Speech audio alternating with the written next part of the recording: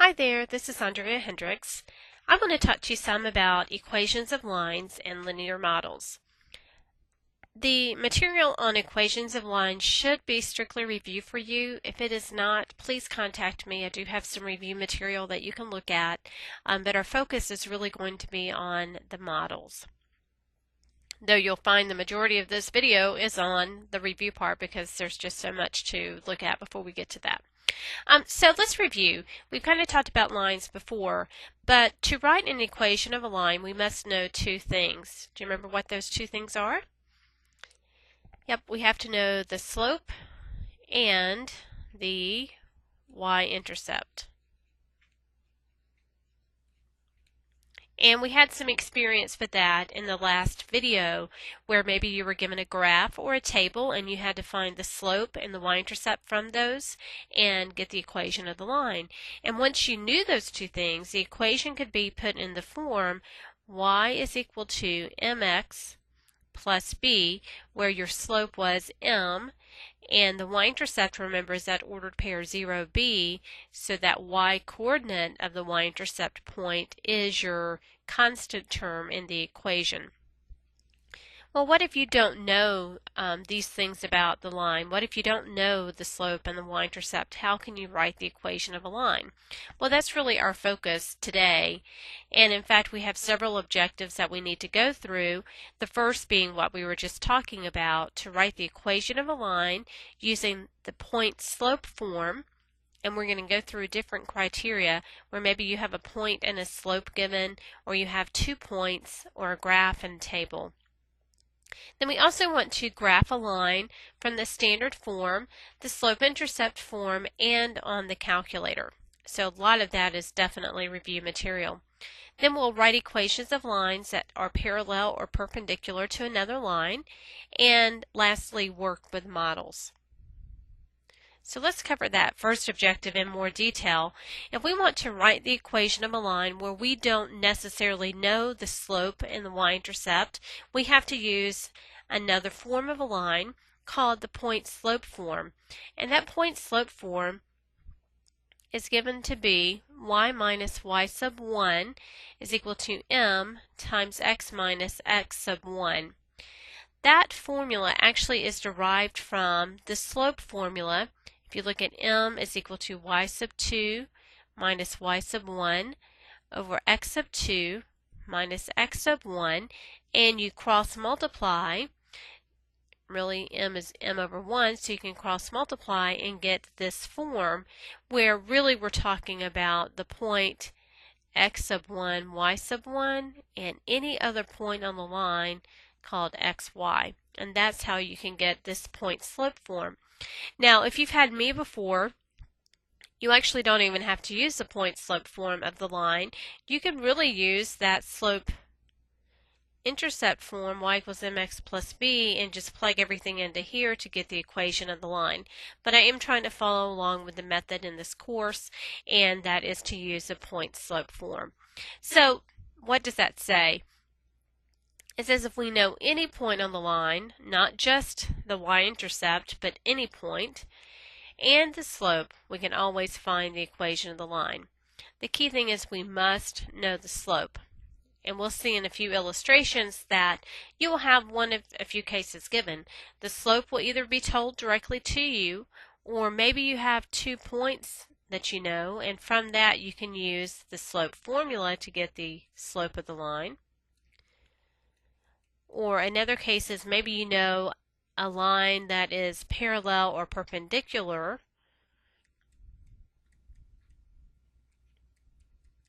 and that will allow us to get the slope of a line. So even if the slope is not told directly to you, there's going to be ways for you to get that information. Now, you have to know a point that has to be given to you. So let's look at some examples. We want to write the equation of these lines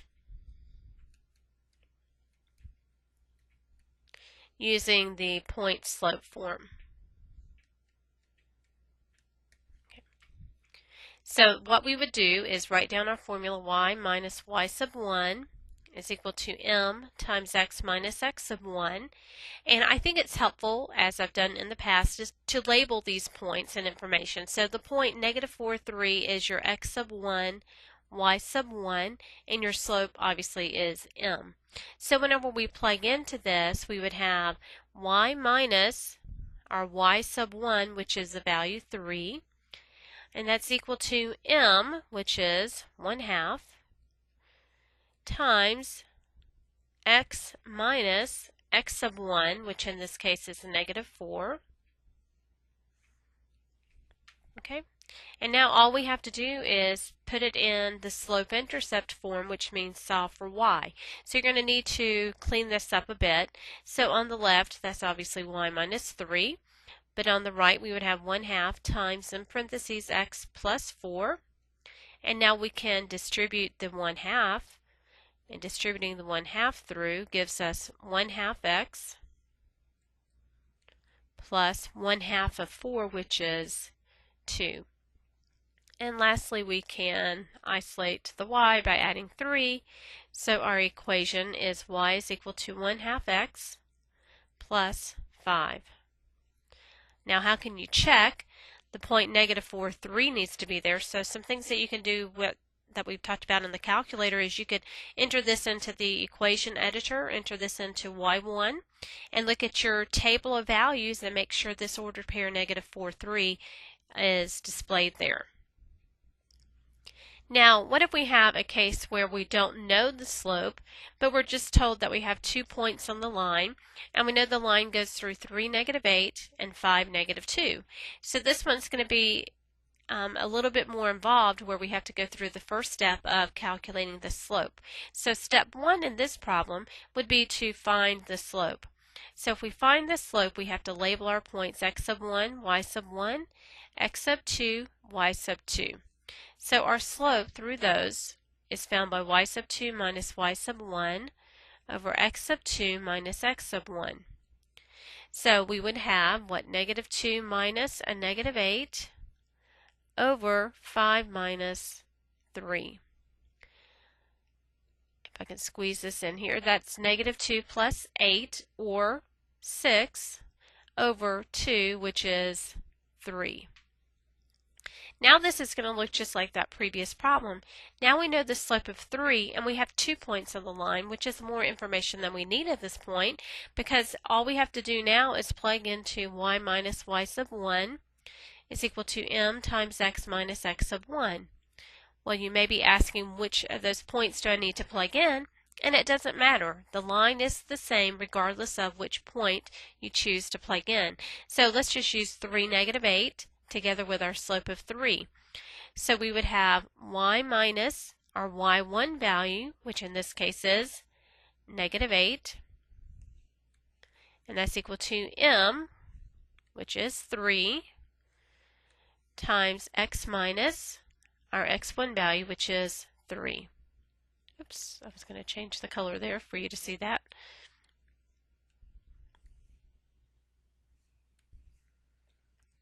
So let me make sure we plugged everything in correctly. So we have the slope of 3, which I plugged in for m, and then 3, negative 8 goes in for x1, y1. So now we just clean it up to get y plus 8 is equal to 3x minus 9. And now we can subtract 8. So y is equal to 3x minus 17. So we can check. If we plug in the point 5, for x, we should get a negative 2 for y. And 3 times 5 is 15, minus 17 is negative 2, so we know we have the correct equation. Now, you may change the format at which these points are given to you. In other words, you've got to read from a graph what those are. You have to be very careful of this, because sometimes the scale is not where each tick mark represents 1 unit. So just pay attention to how those graphs are labeled. If this had been a 4, for instance, on my first mark that I've labeled, then the scale would be counting by 2. So that's going to affect your ordered pairs. But if you're given a graph, the first step is to identify the points that are graphed. We've kind of done this before. The only difference is I don't have the y-intercept point labeled explicitly. But my first point is the order pair 1, 2. My second point is what? Negative 1, negative 1, 2, 3, 4. Negative 1, negative 4. So all I have to do is find the slope first and then plug into the point slope form. So if I label this as x sub 1, y sub 1, and x sub 2, y sub 2, I have y sub 2 minus y sub 1, which is negative 4 minus 2, over negative 1 minus 1. So that is negative 6 over negative 2, which is 3. And I did know that it should be positive, right? You could also do rise over run and find the slope in that way. Now I have a positive slope because the line is increasing. I know a point, so we just have to plug into the point slope. Y minus y sub 1 is equal to m times x minus x sub 1. So let's use the slope of 3 together with this point 1, 2. So I'd have y minus 2 is equal to 3 times x minus 1. So we get y minus 2 is equal to 3x minus 3. Don't forget to distribute.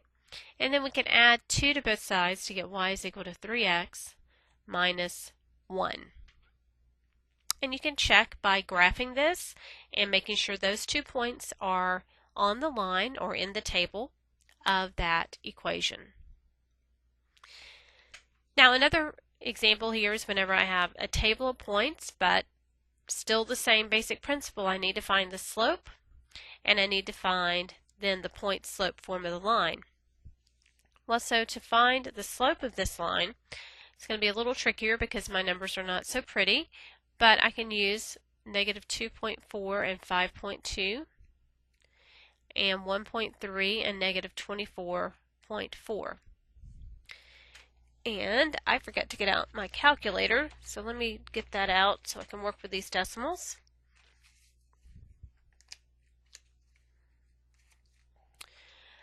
Okay. And I don't have it here, but I'm going to get it on the calculator, so give me just a minute here for this to open up. Apologize for that.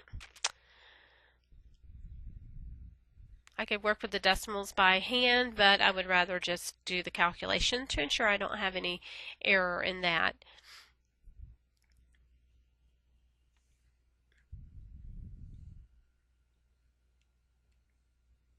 Okay, let's go back to my problem here. So what do we need?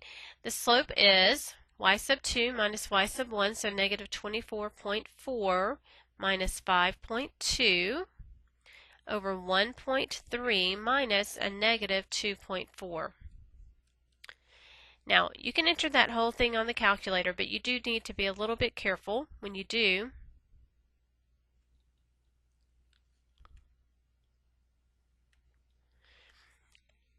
Since you have a sum or difference in the numerator and denominator, you have to enter the expressions in parentheses. So what I would have to do is in parentheses, do negative 24.4 minus 5.2, close parentheses, and then divided by, in parentheses, 1.3.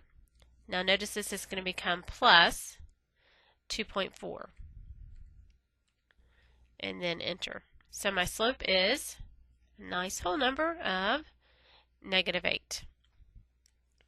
Now I need to use my y minus y sub 1 is equal to m times x minus x sub 1. So we have y minus, let's use this to be our x1, y1, y minus 5.2 is equal to our slope of negative 8 times x minus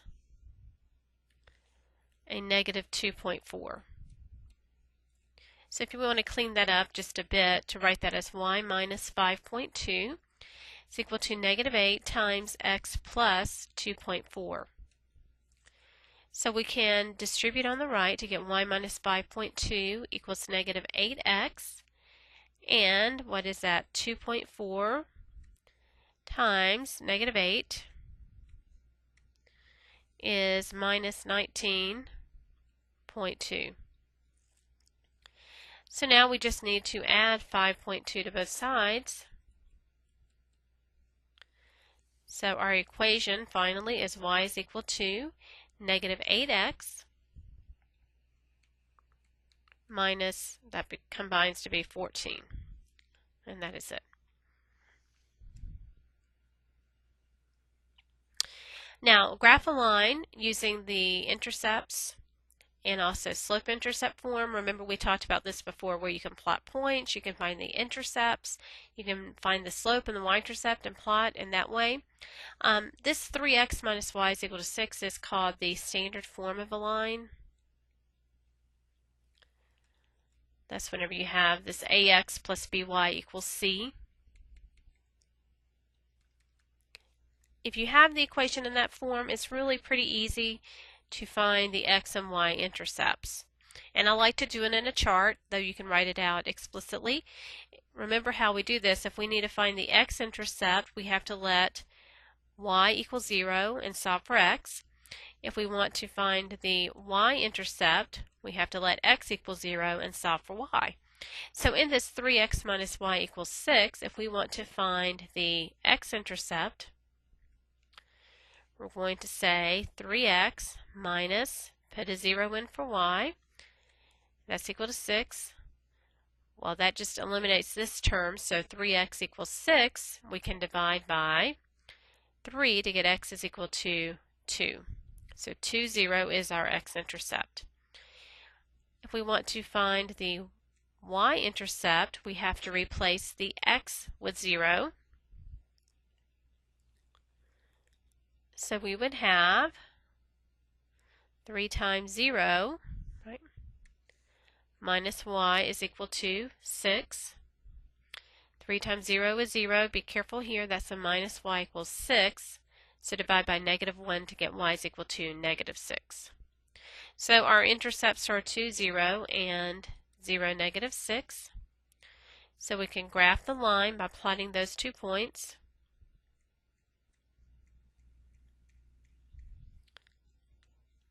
So if we plot 2, 0 and 0, negative 6 and draw the line between them, we would get the graph of that line.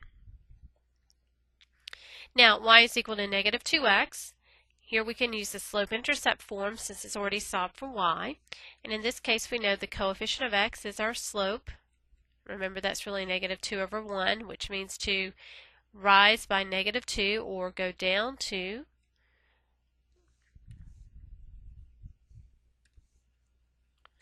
And write 1. Now what is our y-intercept? It is 0 because there's an understood plus 0 there, so the y-intercept is 0, 0. So we would have to begin at 0, 0.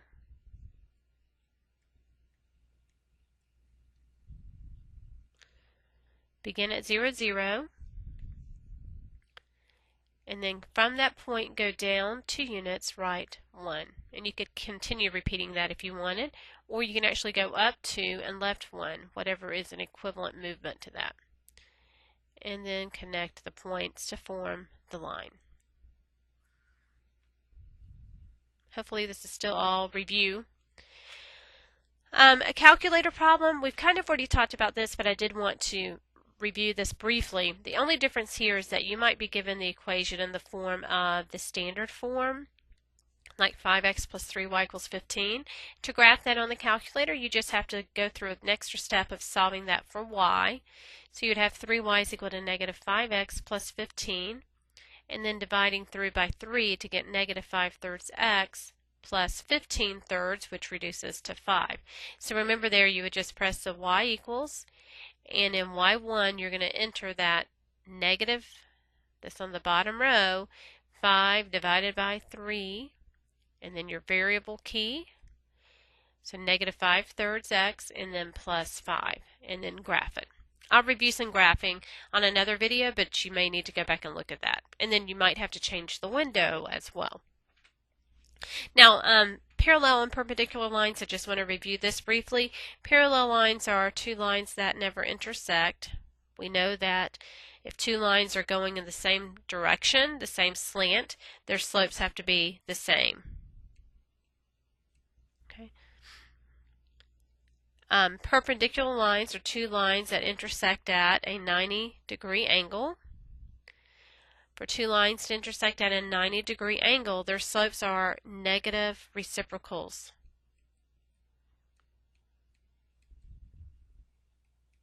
So what I mean by that is this. Let's say the slope of one line is a 1/2. Well, then the slope of the other line is the negative reciprocal. So it has to be the opposite sign and flip the fraction, which would be -2/1, or just -2. So if you wanted to write an equation of a line that goes through -1, 4 and parallel to x plus 3y = 5, the first thing you need to know is the slope. Well, you're not told the slope, but you have enough information to find it. If you know that it's parallel to this line, you can find the slope of the given line and then use the same slope for the slope of this other line that you're talking about. So to find the slope of this given line, we have to put it in the slope-intercept form by solving for y. So we'd have 3y is equal to a -x plus 5, and then divide through by 3 to get a -1/3 x plus 5/3. So the slope of this line is what? This coefficient of x, which is -1/3. So now I'm done with this equation, because all I needed to know from that is what the slope of this line was. So now I'm going to use just these two pieces of information to get the equation by plugging into the point slope form. So you'd have y minus y1, which is 4, is equal to -1/3 times x minus x sub 1, which is a -1. So cleaning this up, we get y minus 4 is equal to -1/3 times x plus 1. Distribute on the right to get y minus 4 equals -1/3 x minus 1/3. So now we need to add 4 to both sides. Now if you don't like dealing with fractions, you could go through an intermediate step if you want and clear them out by multiplying by 3. So you get 3y minus 12 is equal to 3 times -1/3 x is a -x. 3 times -1/3 is just a -1. So then you can add 12 to both sides. So you get 3y equals -x plus 11. And now divide everything through by 3. So y is equal to -1/3 x plus 11/3. And just confirm, parallel lines have the same slope, and we can see that that is the case.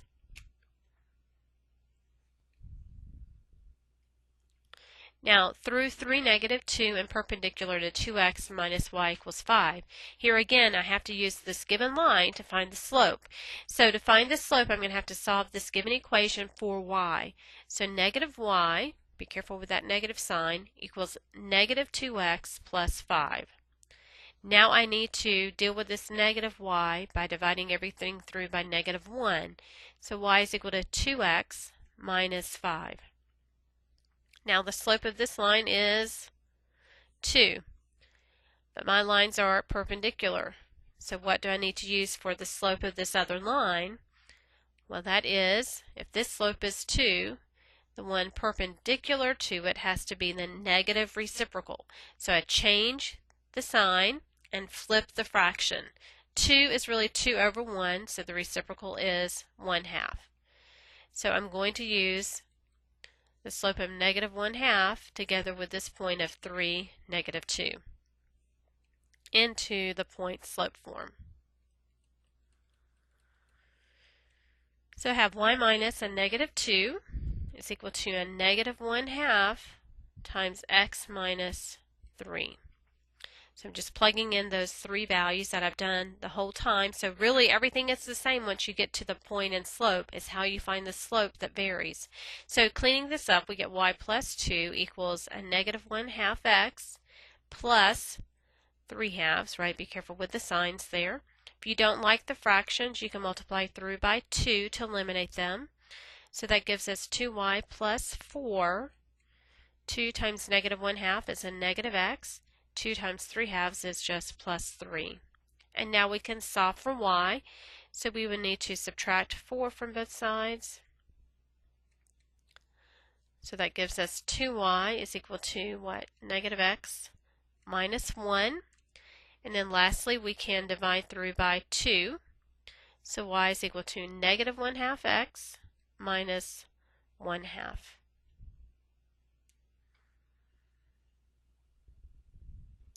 Okay, the main focus of this section, which I know I went through a lot to get here, and I'm not even going to do a lot on this particular video because it's really more in the exercises and how this plans out. The skill set that you've already learned will be the same here. It's just applying them to real life problems.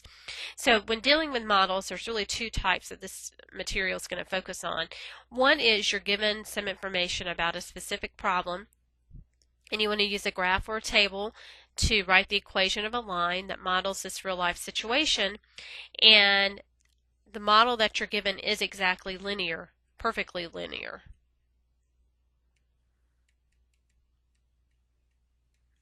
And so you're going to do just what we've done earlier. Find the slope from the 2 points that may be labeled on that, and find the y-intercept. If the y-intercept is not known, you can use the point-slope form to get the equation of the line. And then you're going to interpret those, which we've already talked about that a little bit before as well, and then use that model to estimate other points on the line. The other type that we're going to deal with is when the data is not perfectly linear,